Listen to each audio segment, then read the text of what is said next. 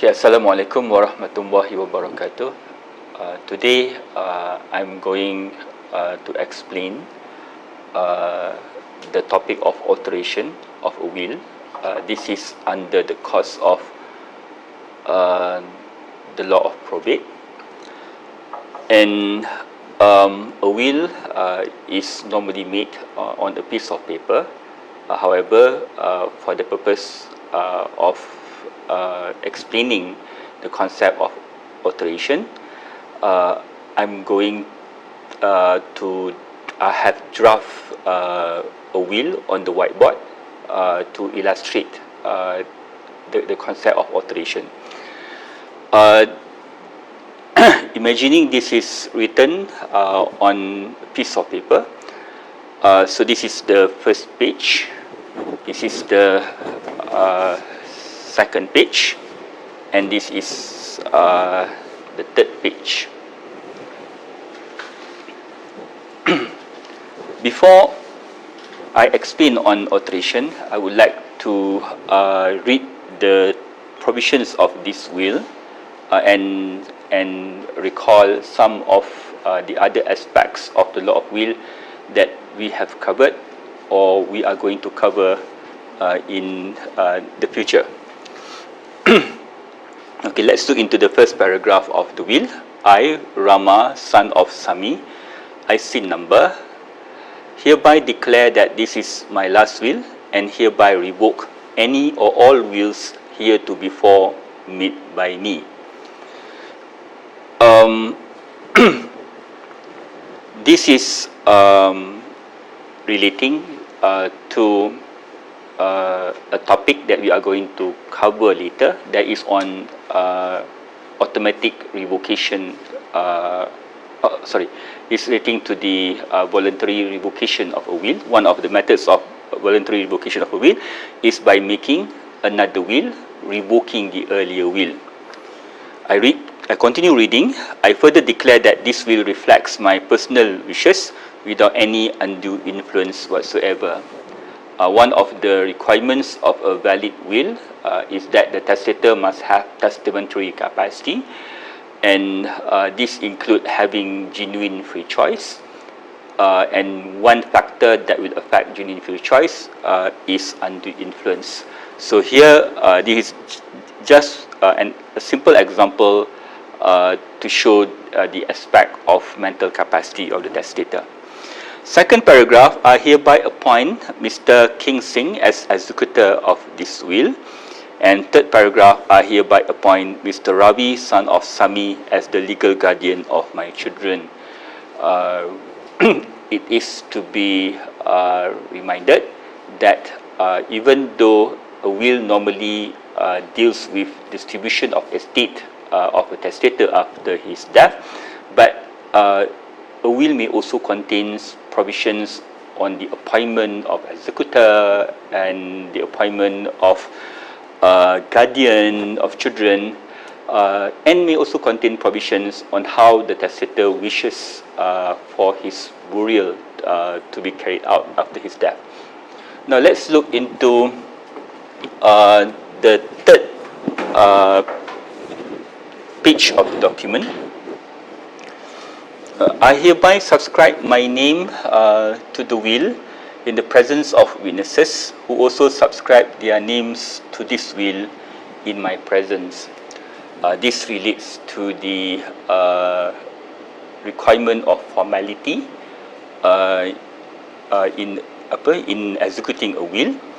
Testator must sign the will in the presence of at least two witnesses, and the two witnesses must attest the will in the presence of the testator.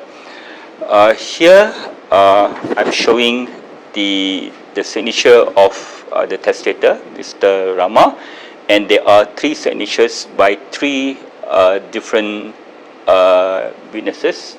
There is no problem having more than two witnesses, and this will is then dated. And this is the second page relating to the distribution of estate. After payment of all of personal debts, expenses and liabilities, I direct that my property be bequeathed as follows.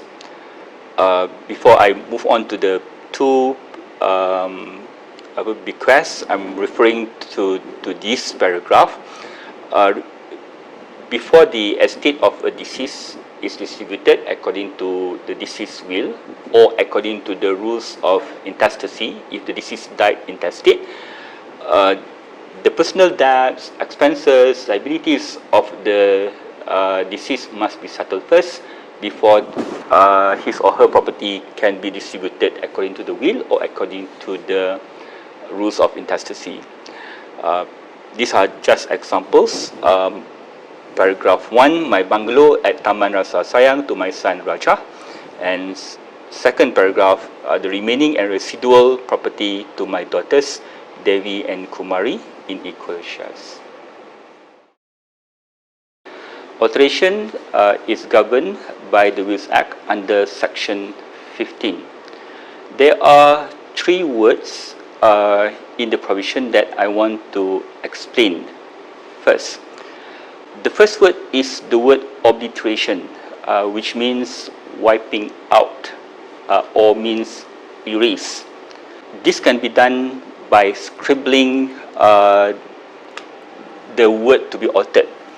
For example, the name of one of the beneficiary is Devi, and if the testator wants to remove Devi from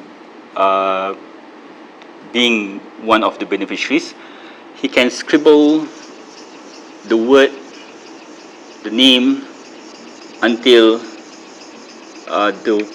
the word is no longer apparent.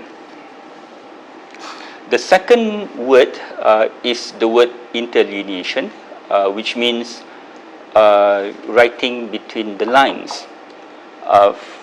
For example, let's say the testator has written this amount to one of the beneficiary, and subsequently, for the purpose of alteration, the testator adds another digit, altering the original amount to a new amount. This is the second one. And the third word is the word other alteration. Other alteration must have the same effect, such as the effect of obliteration and interlineation. When we interpret the word other alteration, we have to interpret it so that the word other alteration to be of the same kind with obliteration and interlineation. This is based on the principle of adjustum generis. So we can see when obliteration, when we refer to the example of obliteration and interlineation, the process interfere with the original word. So the word other alteration also means that the alteration must interfere with the original word. One example to differentiate is, let's look into this provision. The remaining and residual property to my daughters Devi and Kumari in equal shares. If the testator wants to insert another beneficiary under this clause after the will has been executed, and the testator writes, for example, and my niece Sundria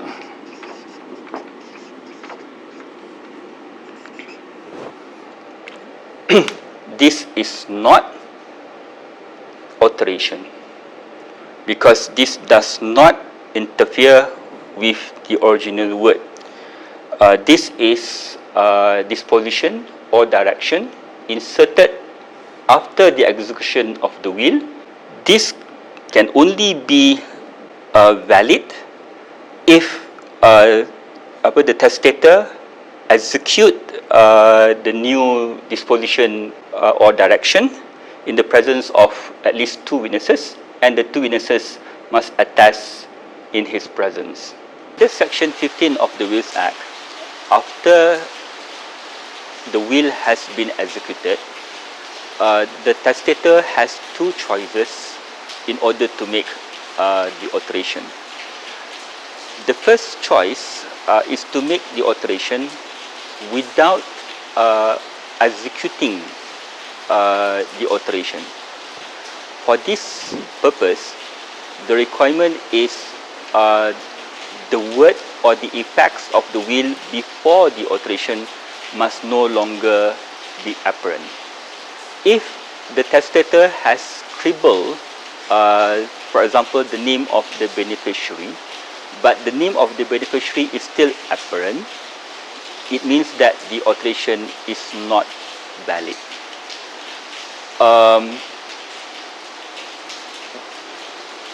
Trying to see the word that has been scribbled off may be done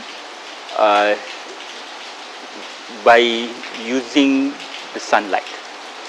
For example, this is the residual clause of a will, and it is clear here that one name has been scribbled off by the testator.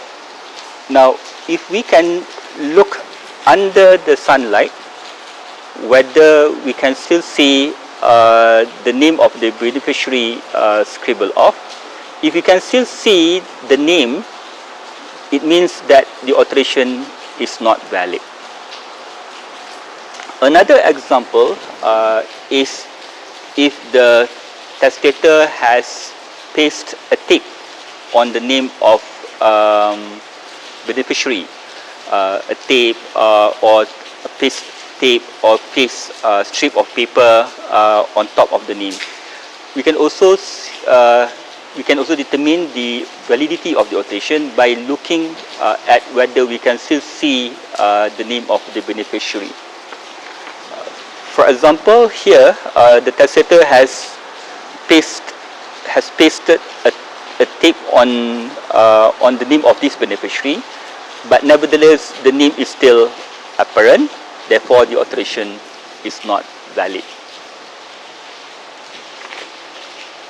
On the other hand, look at this example. The tape is so thick that the name of the beneficiary can no longer be read. Therefore, this alteration fulfills the requirement. Nevertheless, the glue of the tape must be very strong.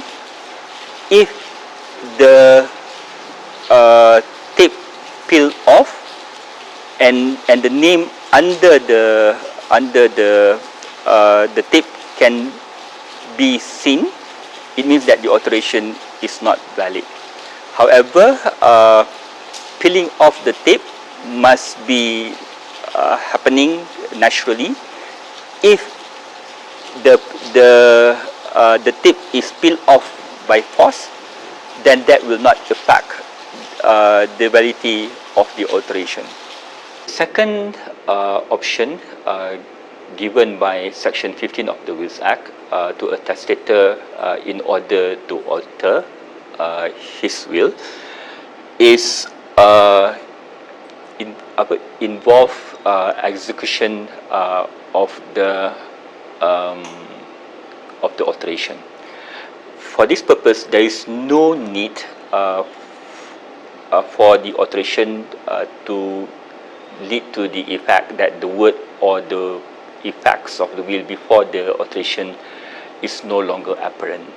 For example, if the testator wants to remove Kumari from his beneficiary, he can just strike once or twice, and then he sign nearby or opposite to the area in the presence of another at least two witnesses who must then attest the will in the presence of the testator. Even though the name of the beneficiary is still apparent, uh, this alteration is valid because the alteration has been executed. That's all I have explained on the alteration. Thank you for viewing this video.